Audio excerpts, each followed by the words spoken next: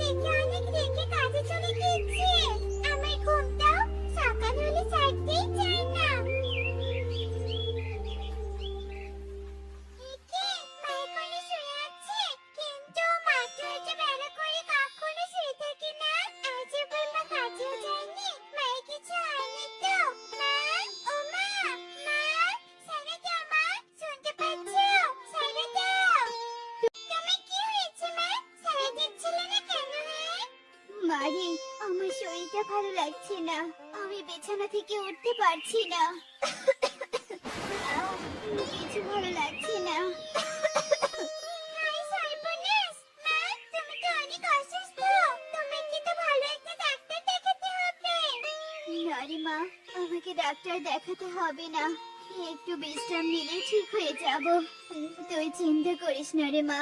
মা, কেউ অসুস্থ হলে নিজে ঠিক হয় না, তাকে ডাক্তার ঠিক করে দেয়, আমি ডাক্তারকে নিয়ে আসি। না রে মা, না, ডাক্তারের কথা রাখ। তুই তুই বরং আমার একটা কাজ করে দে। কি কাজ মা, বলো।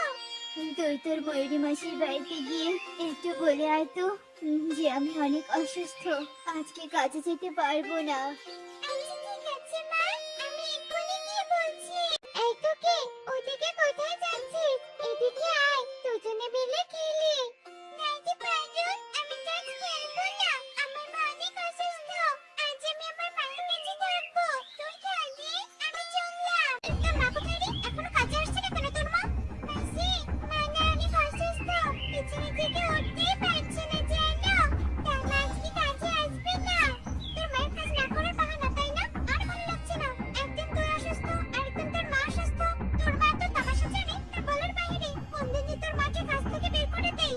মাসি, রাগ করো না, মা সুস্থ হলেই কাজে আসবে। আচ্ছা হয়েছে, আর মায়ের আর চাপাই দিতে হবে না, কাল যেন তোর মা কাজে আসে, এই বলে দিলাম। যাক তো সব। না, বিধাতা সাহায্য করো, আমাকে সুস্থ করে দাও। দিদি, তুমি এসেছো? হ্যাঁ এসেছি। আজ কতদিন হলো তুই কাজে যাস না, তাই তোকে আমি কাজ থেকে বাদ দিয়ে আরেকজন কাজের পাঠিয়ে রেখেছি। দিদি, এটা তুমি কি করেছো? অনেক কষ্টে কাজটা জোগাড় করেছিলাম দিদি, এমনটা করো না, কাজটা আমার অনেক দরকার। তুমি আমাকে কাজ থেকে বের করে দিলে আমি আমার মেয়েকে নিয়ে না খেতে পেরে মরে যাব। দয়া করো দিদি, দয়া করো। কোনো দয়া করতে পারবো না, কাজ থেকে বের করে দিয়েছি, সুস্থ হওয়ার পর আর কাজে আসবে না, এই বলে দিলাম। আমার কথাটা শুনে যাও দিদি, দয়া করো দিদি, দয়া করো। হে বিধাতা, তুমি আমাকে কোন বিপদে ফেললে, আমাকে কেন অসুস্থ বানালে? এবার সুস্থ হয়ে আমি কি করব, কিভাবে সংসার চালাবো? এত দুঃখের যে তুমি আমাকে তুলে নিয়ে যাও। মা, কিছু না মা, আরো বেশি অসুস্থ হয়ে যাবে তুমি। শান্ত হও মা, শান্ত হও। তুমি আরো বেশি অসুস্থ হয়ে গেলে এবার তোমাকে ডাক্তার দেখাতেই হবে। না রে মা, দেখানো লাগবে না, ডাক্তার দেখাতে যে অনেক টাকার দরকার। আমি আর তোমার কোনো কথাই শুনতে চাই না, আমি এক্ষুনি যাবো আর ডাক্তারকে নিয়ে চলে আসবো। এই আমি চললাম।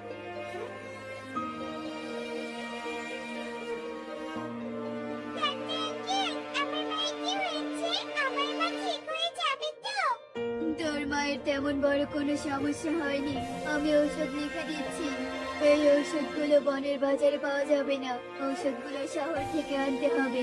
ঔষধ এনে খুব তাড়াতাড়ি তোর মাকে যদি না খাওয়াতে পারিস তাহলে তোর মায়ের অনেক বড় সমস্যা হয়ে যাবে, বুঝেছিস?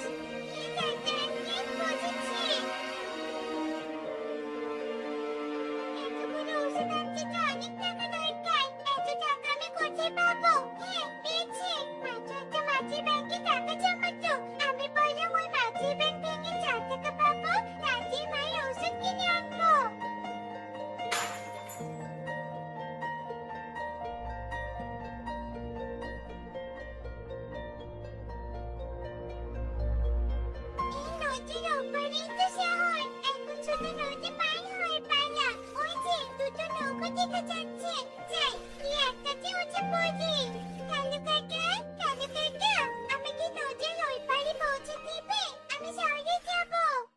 না, আমি এখন ওই পারে যাব না। আর গেলেও তোরা যা গরিব, আর তাছাড়া তোকে নিয়ে ওই পারে গেলে তুই ভাড়ার টাকা কিভাবে দিবি? আমি কিছু টাকা আছে কাকা, নিয়ে চলো, যত ভাড়া চাইবে টাকাই দিব। না, বললাম না আমি তোকে নিয়ে যাব না, এখান থেকে ভাগ। ঠিক আছে, উঠে বস, তবে পুরো ভাড়া দিতে হবে। আচ্ছা ঠিক আছে কাকা। কি চাচিকে এত আত্মময় কেন? হায় হায়, চাচিকে তো রাত নেমে এসেছে। মায়ের ওষুধ কিনতে কিনতে কিছুই বুঝতে পারিনি। এবার আমি বাড়িতে যাব কি করে? হাতে তো একটা নৌকাও নেই। আর ওদিকে মাকে সেই সকালে রেখে এসেছি। জানি না মায়ের এখন কি অবস্থা। আমি কোথায় ফেসে গেলাম? কেউ আমাকে সাহায্য করো। মিঠাটা, আমার ভয় করছে। মা! মিঠাটা, জানি বাবা নেই, কোনো বড় ভাই বোন নেই। জানি মাকে অসুস্থ করে দিও না। ইরফানা, এভাবে কাঁদছিস কেন? কি হয়েছে তোর? তুই বুঝি নদী পার হতে চাস? হ্যাঁ, আমি নদী পার হতে চাই। আমাকে একটু নদী পার করে দিবে? হ্যাঁ, অবশ্যই দিব। আমি তো তোকে নদী পার করে দিতেই এখানে এসেছি।